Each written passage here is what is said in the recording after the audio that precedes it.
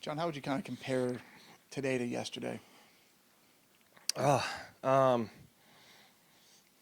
to be honest, somewhat similar. Conditions on the golf course were much harder than yesterday morning, obviously, but when it comes to my game, somewhat similar. Feel really comfortable to the green all day.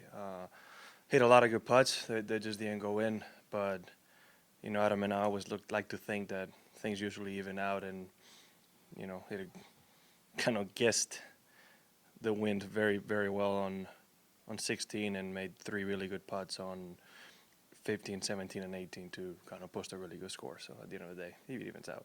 When you went to the third tee today, what was kind of your mindset after those two opening bogeys?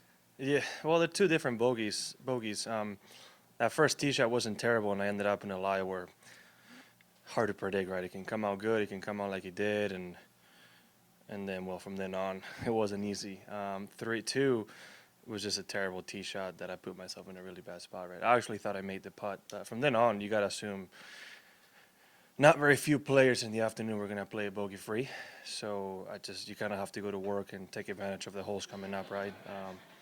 Luckily, it was 4-iron wedge today, so you could take advantage of that and kind of go past 4 unscaped if you can, and then you can kind of try to take advantage of 5, 6, and 7, which I feel like I did a really good job playing those holes.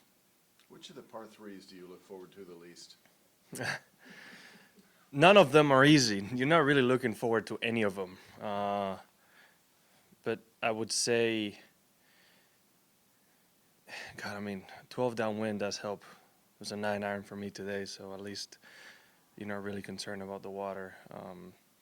I would say 16. That back tee, it's a very small target. And there's no really a bailout where you're really confident you can get it easy up and down, right? What are you hitting there, 6?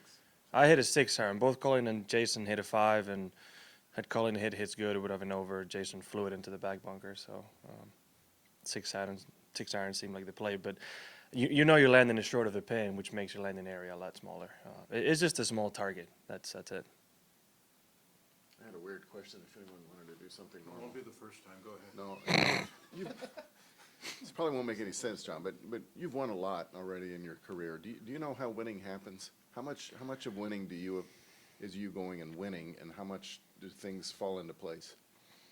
Does that make any sense? Yeah, I know what you mean. Sometimes you play a lot of good golf, and unfortunately the guy next to you plays better and he beats you. It's just how it is. And sometimes maybe not with your best game, you can get the few lucky breaks, and sometimes you need to win and put yourself in position and just get it done. I think it's a bit of both. You have to go and get it. Nobody's going to really give it to you, but if you play good golf, sometimes it can happen that at the end, the few guys you're competing against make a mistake, but that's just part of the game. You just have to go and do what you have to do. What's more important in the closing stretch, making putts or not screwing up? Excuse me, not making mistakes. Making putts is always going to be good, obviously.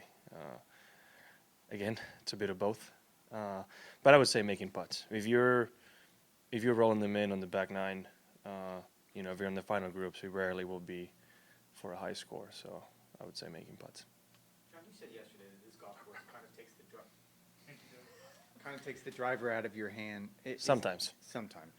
Is this unique on tour? Are there other courses that do the same thing? Or is it? Last week was another one. There's a lot of courses like that. It's just this one allows you to play however you want to play it, right? But there are holes where, driver's not really an option, right? A lot of it is dependent on the wind, but you take the 5th hole, the par 5, you're not really hitting driver there because you can't go anywhere. You're not hitting driver on 3. You're most likely not hitting driver on 14. So there's 3 holes right there that if you just put it in the fairway on, let's say, even on the layup on the par 5 and the 2 short holes, you have a wedge in hand.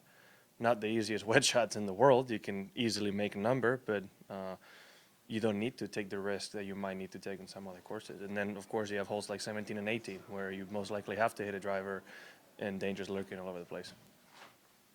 Awesome. Thank you, John. John, Thank you. Can I ask one more real quick? Go ahead. What you're doing next week? And what do you do the week before a major? What am I doing next week? I don't know what I'm doing for dinner, so I can't really tell you.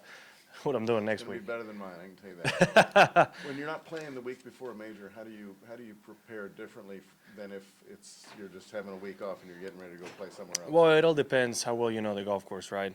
I might, being so close to LA, make pop over for a day and see the golf course and then get an idea of what I need to do. But, you know, it is a U.S. Open, so you kind of have to work on everything and making sure everything's on the proper state.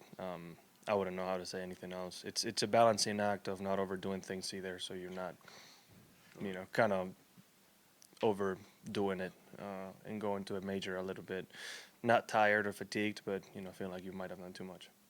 John, we as journalists like have a level of excitement going to a major. What about you? Do you have that same level of excitement? I think at least it's the same level, if not more. Yeah. I mean, imagine the excitement you have right now and not the fact that you're competing in it. It's a pretty good feeling to have.